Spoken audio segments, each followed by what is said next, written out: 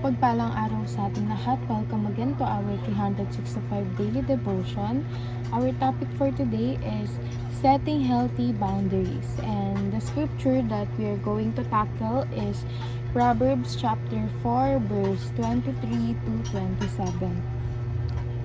According sa verse ito, above all else, guard your heart, for everything you do flows from it.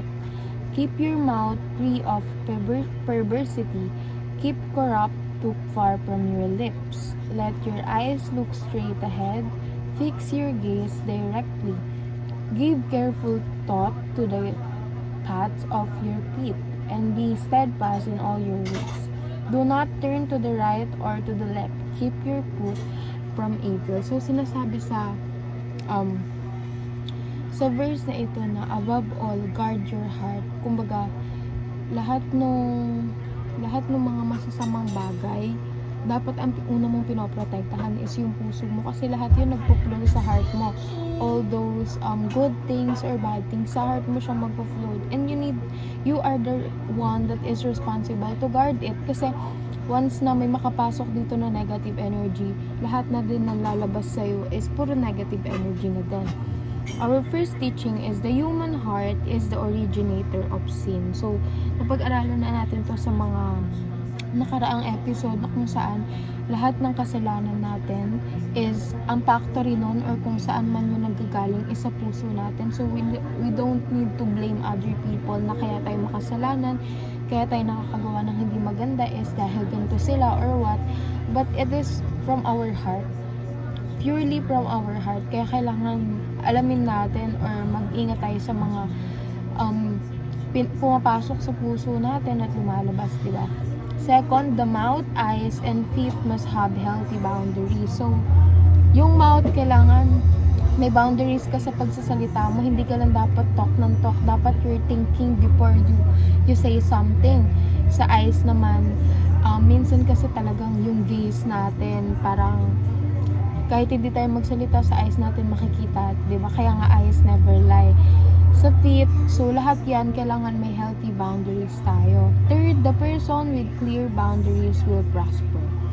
So, yung mga taong merong boundaries, so for example, merong nakagawa sa'yo ng mali and you don't tolerate it or something, hindi ka enabler, hindi ka nang to-tolerate ng ibang tao, you will prosper kasi hindi mo kinukuha yung energy nila eh. Kasi kapag ikaw, wala kang boundaries, you just take and take those energies and ang nangyayari is, pati yung mga negative energy is natitake mo din. So, ang tendency is nagiging bad yung heart mo, di ba?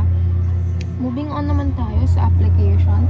These are the 3 commitments. First, I will not entertain evil thoughts in my heart. So, yung mga evil thoughts, yung mga hindi magaganda, hindi ko na siya papa-enterin sa puso ko. Hindi na ako magbibigay ng kahit maliit na puwang, kahit maliit na space sa mga kaaway. Kailangan yun nasa puso ko is puro kay God, puro kabutihan, puro words ng Panginoon, puro pangako niya lang dapat. So that yun yung gawin nating pamumuhay. Second, I will not speak perversely or engage in corrupt talk.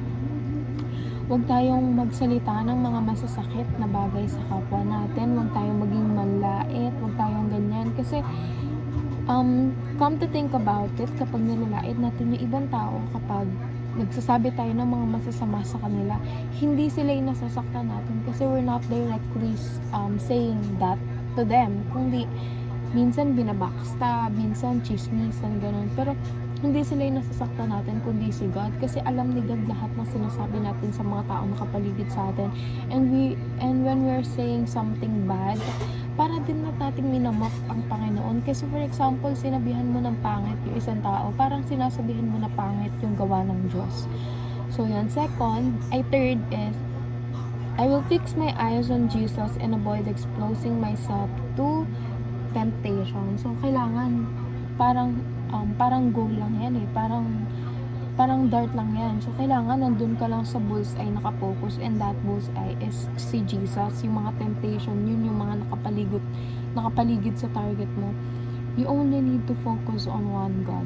and that is Jesus. And kapag nakapag-focus ka na sa Panginoon, all things will be given to you. When you seek Him, all the righteousness, all those good things will come to you as well. Dahil hindi madamot ang Panginoon, at kapag nag-seek ka sa Kanya, you will be saved. And that is the most important thing na kayang ibigay sa atin ng Panginoon.